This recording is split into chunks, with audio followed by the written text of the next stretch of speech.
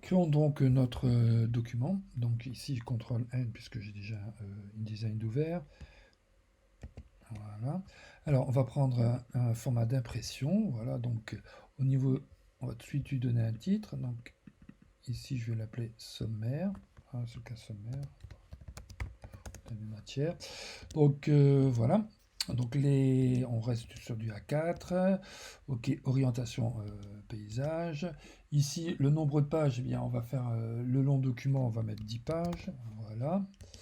Page en vis-à-vis. Donc bloc principal après la première page ou de la deuxième page, hein, je peux aussi. Voilà. Colonne, on va mettre 3 colonnes. Bon, ça c'est quelque chose de classique.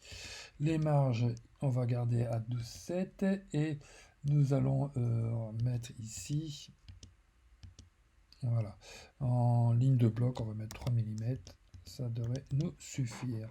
Et nous pouvons donc créer notre document.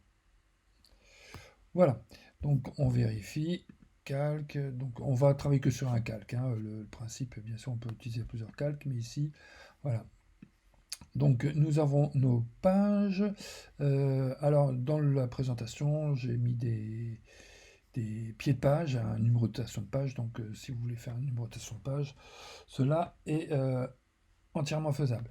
Alors on va tout de suite aller récupérer du texte. Donc vous avez du texte sur le site Photext, hein. Moi j'ai déjà du texte ici, je vais le récupérer. Voilà, CTRL A. Bah, oui, bien sûr, je suis sur Mac. Voilà, je copie. Voilà, et je viens ici, j'ai mon texte et je colle. Voilà.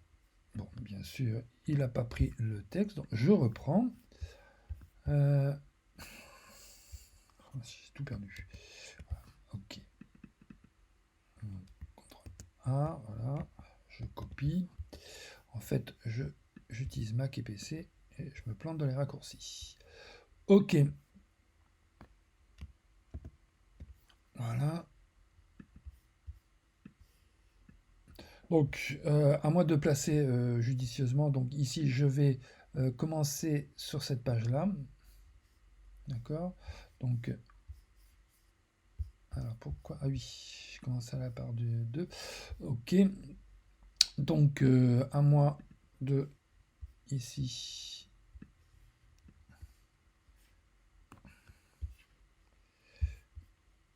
modifier. Je zoome de trop. J'ai passé la place. Voilà. Ok. Voilà, donc ici, je vais faire des colonnes.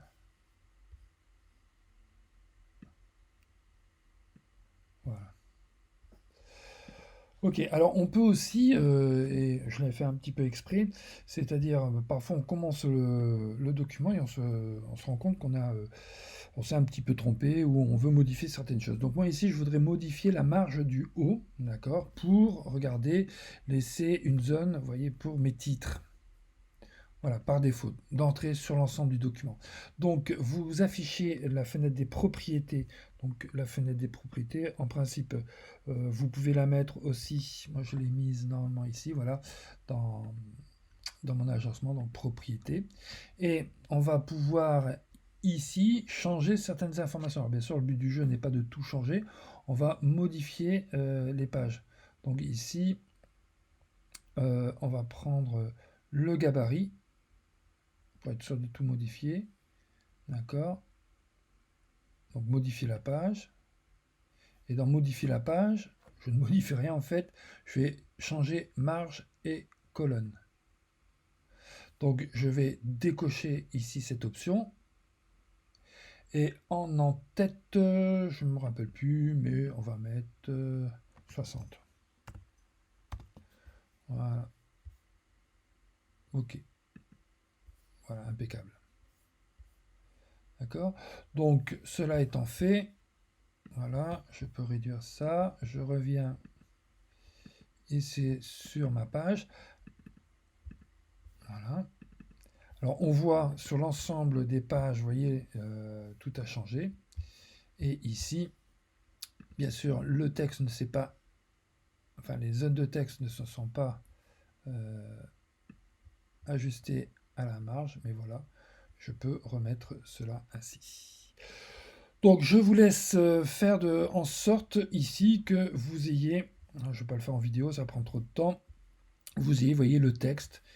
Les images, on les mettra après, hein, mais au moins que vous mettiez tout le texte. Il nous faut quand même quelques pages de rempli, ça sera plus sympa.